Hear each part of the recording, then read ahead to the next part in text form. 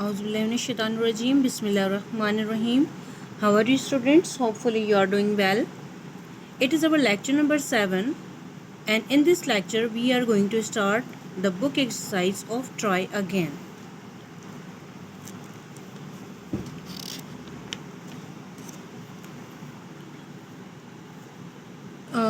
Starting of the book in the starting of the book exercise, there is a vocabulary portion.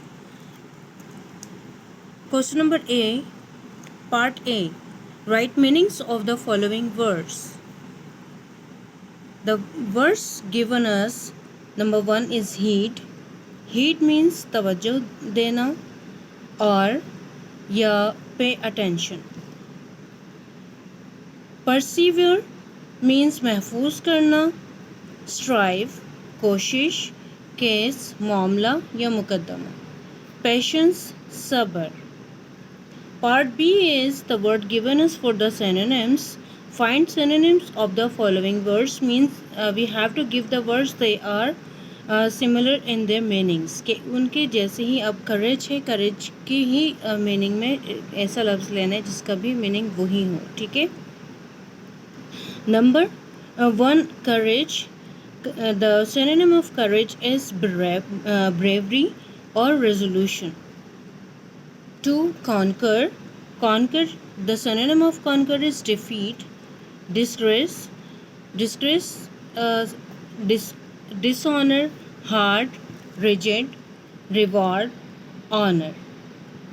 Okay, now the next part is reading comprehension and all question. It is regarding the question answers. So I already given you the question answers in my another video. Now simile जो है ये क्या है, पहले इसकी definition पढ़ लेते हैं. A figure of speech in which two apparently unlike things are explicitly compared, usually in a phrase introduced by like or as. Examples, जैसे आप दो चीज़ों को जब कंपेयर करते हैं तो वो फिर आप किसी चीज़ से तशबीह देते हैं. जैसे आप रोशनी को तशबीह देते हैं चाँद से कि वो ऐसे रोशन था जैसे चाँद की तरह. तो आपने किसी को ऐसे तशबीह दी किसी भी चीज़ से कि वो बात बिल्कुल रोज़ रोशन की तरह आया है या ऐसे है आया है जैसे रोशन दिन. तो अब यहाँ पर देखें, यहाँ पर एग्जांपल दी हुई है. He is as fast as a horse.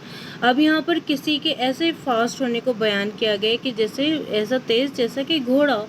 ठीक है. या it is cold like ice, ऐसे ठंडा जैसे कि बर्फ़. तो अब यहाँ पर हमें जो एक्सरसाइज में सिमिलीज दिए हुए हैं, यहाँ पर हमने करेक्ट ऑप्शंस को मार्क करना है. ठीक है. Select the choice that explains the meaning of the simile as it is used in the sentences. Number 1, on the cold winter day, under the covers, I kept as snug as a bug in a rug. So the simile as snug as a bug in a rug means someone is when someone feels cold ना, so he becomes cozy ना, कि blanket में घुस जाता है या खुद को समेट लेता है. तो there are 3 options. There were bugs in my bed. अब इसका क्या मतलब है snake as a bug in a rug? क्या इसका मतलब ये है कि there were bugs in my bed. Number B, I was cozy in my bed. C, I was too cold to stay in bed. So means option B is correct. I was cozy in my bed. Number 2, the new teacher was as sweet as apple pie. अब what is the meaning of as sweet as apple pie? Means the new teacher was nice. The new teacher was big by eating too much pie. The new teacher was rude. Means what is the meaning of as sweet as the apple pie? कि वो बहुत ज़्यादा apple pie खाती है और वो खा के बहुत बड़ी हो गई है, या वो बहुत रूड है, या वो नाइस है. Yes, as sweet as the apple pie means that the teacher was nice. Number 3 is their leader was as wise as an owl. अब आउल को जो है वो विजडम के साथ रिजेम्बलेंस दी जाती है या बहुत ज़्यादा नॉलेज के साथ. तो the simile as wise as an owl means the leader was thought the thought he could fly. B. The leader could talk to the owls. The leader knew a lot of things. तो option C is correct कि owl के साथ जो उसको तशबीह दी गई है तो it means that he knows the he knew the lot of things. ठीक है sir, option C is correct. Number 4. The shopping centre was like a 3-ring circus the day before Eid. अब यहाँ पर ये पूछ रहे हैं कि 3-ring सर्कल से उसको तशबीह दे रहे हैं.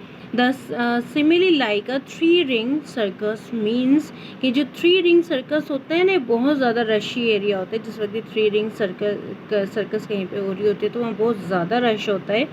तो यहाँ पर अब ये like a 3-ring circle means कि क्या ठीक होगा. The shopping centre was quite, क्या वो खामोश था. शॉपिंग सेंटर में बहुत ज़्यादा खामोशी थी. B. The shopping centre was big, कि वो बड़ा था. या the shopping centre was really busy, या शॉपिंग सेंटर बहुत ज़्यादा मसरूफ़ था या बहुत ज़्यादा रश वाला था. तो option C will be correct. Number 5. Danish threw such a temper outburst over such a tiny things. He was acting like a baby. तो अब ये जो acting like a baby है, the simile like a baby means Danish was mature, Danish was acting childish, yes, see Danish was babysitting. The option B is correct that Danish was acting childish, कि वो बच्चों की तरह behave कर रहा था. Number 6 is Mohsin was as explosive as a volcano when he found out his bike had been stolen. The simile is explosive as a volcano means अब जो volcano होता है वो बहुत ही ज़्यादा गर्म और आग से भरा हुआ होता है और एकदम से फट जाता है. तो जब बहुत ही ज़्यादा कोई इंसान गुस्से में हो वो आउटबर्स्ट कर दे तो उसका मतलब उसको तशबीह दी जाती है लाइक वॉल्केनो, इसको कहा जा सकता है ना. तो अब यहाँ पर Mohsin was as explosive as a volcano when he found out his bike had been stolen. तो मोहसिन वॉज हैप्पी. अब किसी की बाइक अगर खो जाएगी तो वो हैप्पी तो नहीं होगा ना. मोहसिन बी है मोहसिन वॉज एंग्री, या सी है मोहसिन वॉज काम. अब ज़ाहिर है किसी की जब बाइक अगर किसी को पता चले कि अचानक से गायब हो गई है तो obviously that the person will be very angry. So option B will be correct. Mohsin was angry. Move forward to the part C. There is fill in the blanks to make similes. Use the similes in sentence. ठीक है. Number 1. Dash as a turtle. अब यहाँ क्या आएगा. Turtle की सबसे ज़्यादा मशहूर क्या चीज़ है. टर्टल क्या बिग होता है, हार्ड होता है, या क्या चीज़ आपके जहन में आती है. यस, टर्टल जो है वो बहुत स्लो होता है. और टर्टल से जब भी किसी को तशबीह दी जाती है, सिमिली दी जाती है, रिजेम्बलेंस की जाती है तो उसकी स्पीड से की जाती है. That is extremely slow. तो number 1 as slow as a turtle. Number 2 as quiet as. अब who is quiet. Quietness goes to the owl. As quiet as an owl. Number 3 as black as coal. Number 4 as tall as bamboo. अब आप इसको as tall as giraffe भी कर सकते हैं. आप यहाँ पर सिमिलीज को ना अपने हिसाब से अगर आपके जहन में कोई और चीज़ आती है तो आप उसके साथ चेंज कर सकते हैं. Number 5 as sour as a lemon. Number 6 as sweet as honey. Now next exercise is alliteration. Alliterations means अब किसी एक ही जुमले में जब एक सेम साउंड आ रहे होते हैं ना तो वो जो सेम साउंड आ रहे होते हैं तो वो एलिट्रेशन कहलाती है. ठीक है. The repetition of the same sound और of the same kinds of sounds at the beginning of words or in stressed syllables. Examples. अब एग्जाम्पल क्या है. She sells seashells by the seashore. अब यहाँ पर देखें साउंड रिपीट हो रहा है. दोस्तों repetition of sound is called alliteration. ठीक है.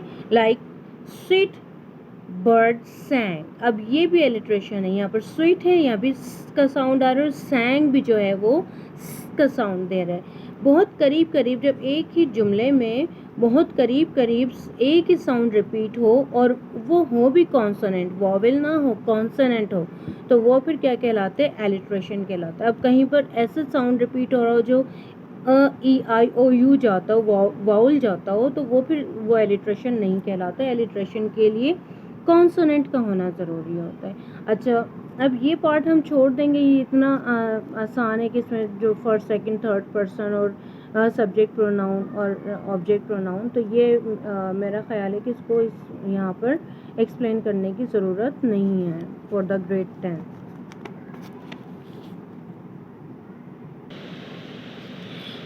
Okay, this is the part A of grammar. Fill in the blanks with correct pronoun. अब यहाँ पर हमने correct pronoun देने हैं. There is no need to shout, I can hear you. अब ये आपको पहला जो है वो solve करके दिया हुआ है. नंबर 2 है you and I work well together. They are a good team. अब यहाँ पर आपने देखते हुए यहाँ ये pronoun फिक्स करना है कि यू एंड आई मिलकर क्या बनते हैं. यू एंड आई मिलकर, अब हम यहाँ पे यू तो नहीं लगाएंगे, we you and I work well together, you are a good team, ऐसा नहीं कहेंगे, we are a good team. ठीक है. Number 3, we have got a bit of a problem, could you help us please. Number 4, this is a good photo isn't it. अब यहाँ पर it आएगा कि अब यहाँ पर किसकी बात हो रही है, this is a good photo.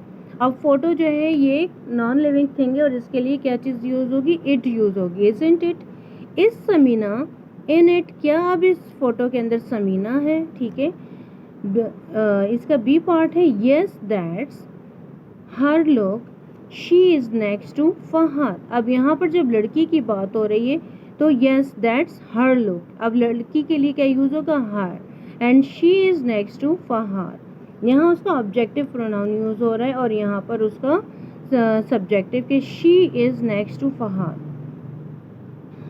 A, who did this morning. B, I did it this morning. A, is this Ahmed's bag? No, he didn't bring one. It cannot belong to him. A, I'm looking for my shoes. Have you seen them? B, yes, they are here. अब क्योंकि shoes के लिए क्या use होता है, दे use होता है. अब यहाँ लड़के के लिए यूज़ हुआ है. No, he didn't bring one, वो नहीं लेके आया, तो यहाँ पर लड़के के लिए. और it can belong to him, मतलब उस लड़के से इसका ताल्लुक है कि ये शूज़ जो हैं वो उससे मुताल्लिक हैं. और हैव यू सीन, क्या तुमने देखे, तो यहाँ पर यू आएगा और देम यहाँ पर शूज़ को प्रेजेंट कर रहे हैं. ठीक है. ये क्या तुमने शूज़ को देखा है, तो यहाँ पर देम आएगा. Part B, select a personal pronoun that agree with the subject of each sentence. Example, the group has dash meeting here. ठीक है. Number 1, anyone can get dash name is dash name in the news. अब यहाँ पर आएगा his. Anyone can get his name in the news, कि कोई भी शख्स है उसका अपना नाम खबर में आ सकता है. Number 2, none of the check were cashed. Dash finally expired.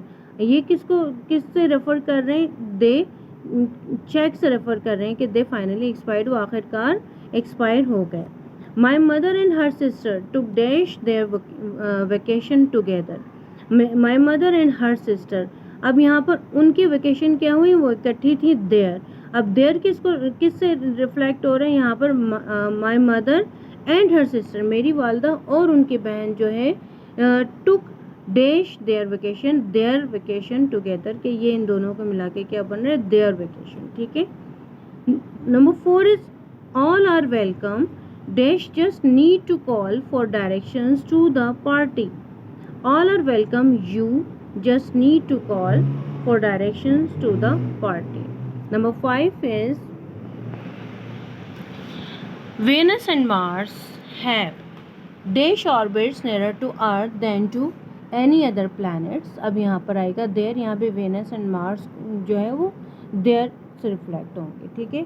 Number 6, the band starts dash tour tomorrow night. It's tour. ठीक है. बैंड जो है वो एक क्या है, नॉन लिविंग थिंग होती है बैंड. तो the band start its tour, इस वजह से यहाँ पर इट्स आएगा. Any of the candidates could win. Dash are very much alike. They are very much alike. Number 8, everybody has dash own dreams and goals. Everybody has his own dreams and goals. ठीक है. अब है degrees of adjective.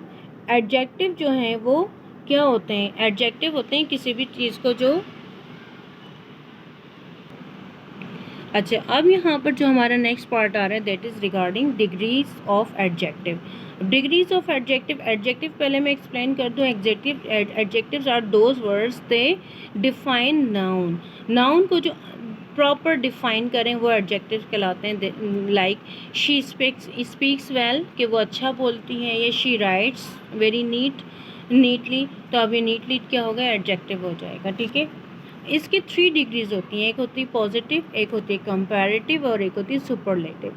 Comparative जब आती है, positive तो तब आती है जब आप सिंपली किसी चीज़ को डिफाइन करते हैं। कंपैरेटिव उस वक्त आ जाते हैं जब आप किसी चीज़ को दूसरी चीज़ के साथ कंपेयर कर रहे होते हैं। Like this boy is taller than the, या like Ali is taller than the Ahmad, Ali जो है वो अहमद से ज़्यादा लंबा है। तो अभी कंपैरिजन आ गई, यहाँ पर क्या होगा? कंपैरेटिव डिग्री लगेगी। फिर है सुपरलेटिव। सुपरलेटिव में ये आ जाता है कि उस बहुत ज़्यादा, मतलब सबसे ज़्यादा, उसका कंपैरिजन भी नहीं है, नॉर्मल भी नहीं है। Means this trunk is hardest, कि ये जो ट्रंक है ये हार्डेस्ट, सबसे ज़्यादा हार्ड है। ठीक है, अब यहाँ interesting, more interesting and the most interesting. Now move forward to the exercise. Exercise says complete the sentence by supplying the correct degrees of adjective। अब यहाँ पर आपने correct degree fill करनी है। Number 1 is my family and I went to visit Murray last summer। मेरी family और मैं जो है लास्ट गर्मियों की छुट्टी में मरी गए।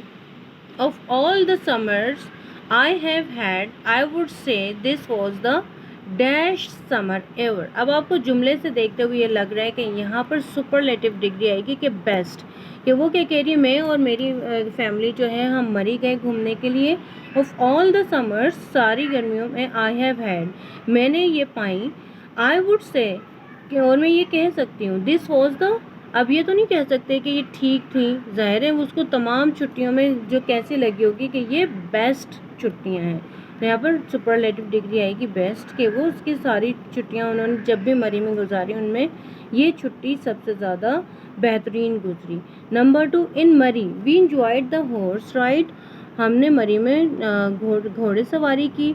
आई rode a horse that ran dash and dash on the hills.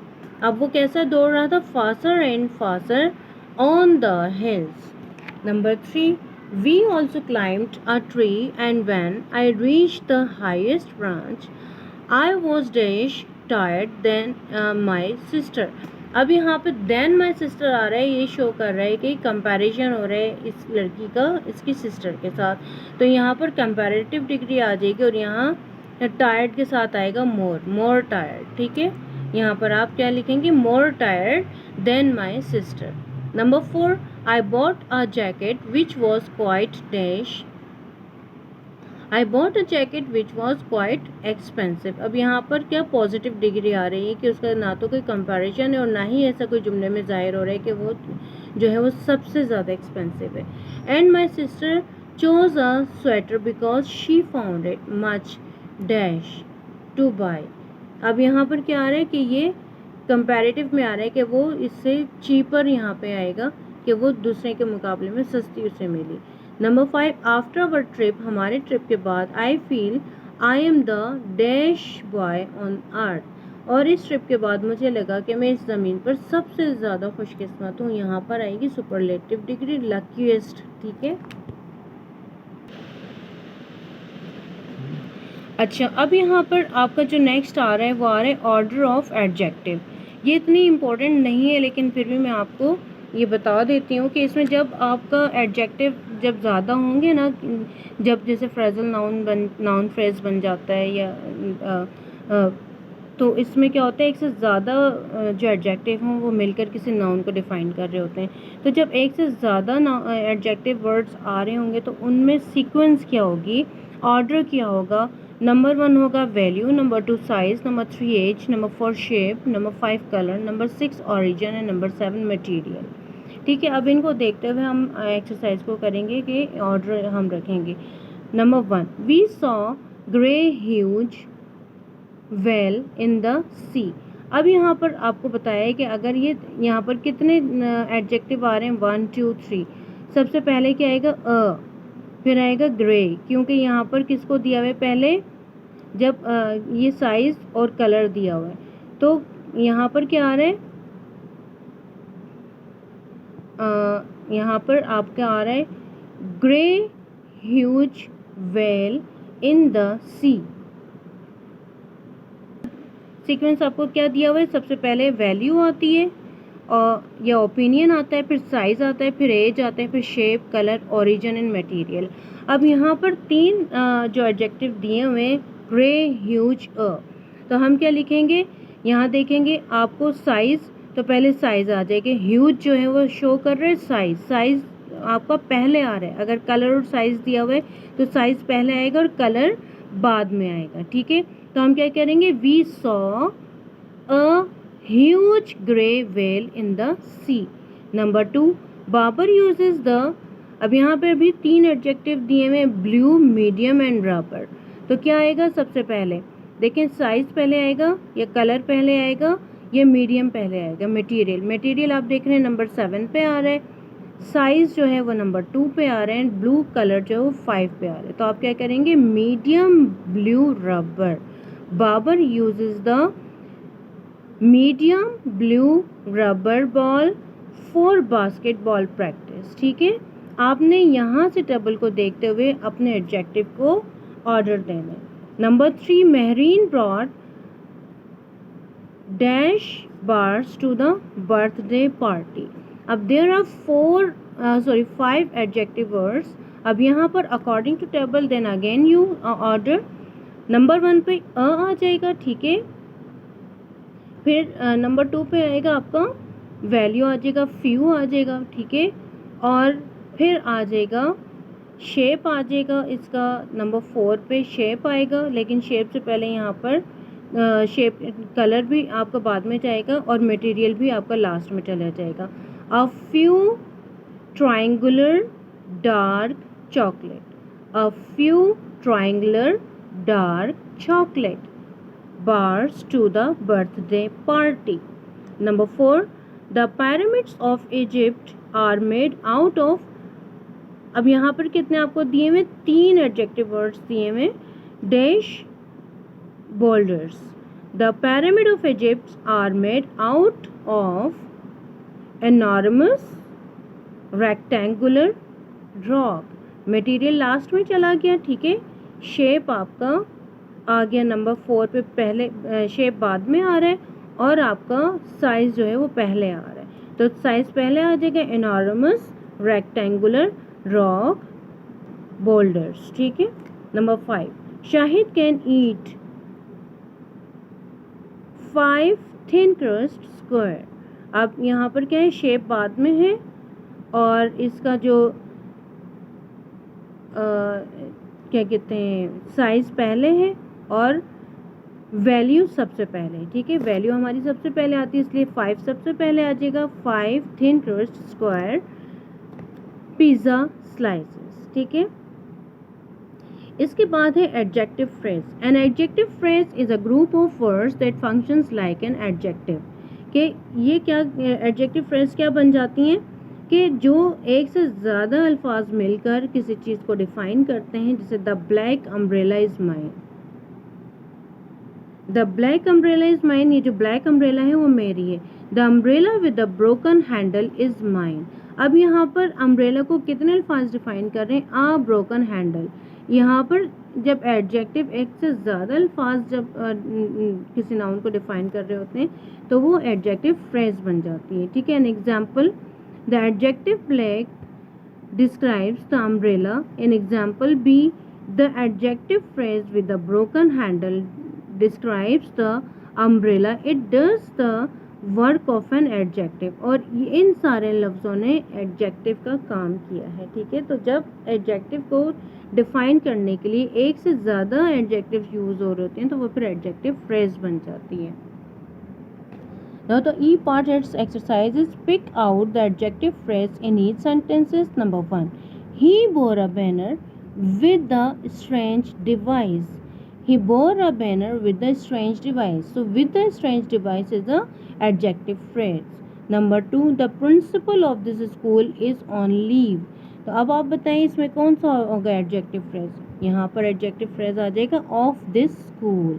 ठीक है. Number 3, the decision of the जजेस इज फाइनल. तो ऑफ द जजेस ये आ गया आपका adjective of phrase. Number 4, the tops of the mountains were covered with snow. तो इसमें दो हिस्सों में आए हुए एडजेक्टिव फ्रेज. नंबर 1 है ऑफ द माउंटेन्स और नंबर 2 है कवर्ड विद स्नो.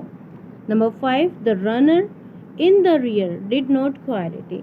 अब इन द रियर जो है ये क्या है आपका adjective phrase. Next part is future indefinite tense. Put in will or be going to in these sentences.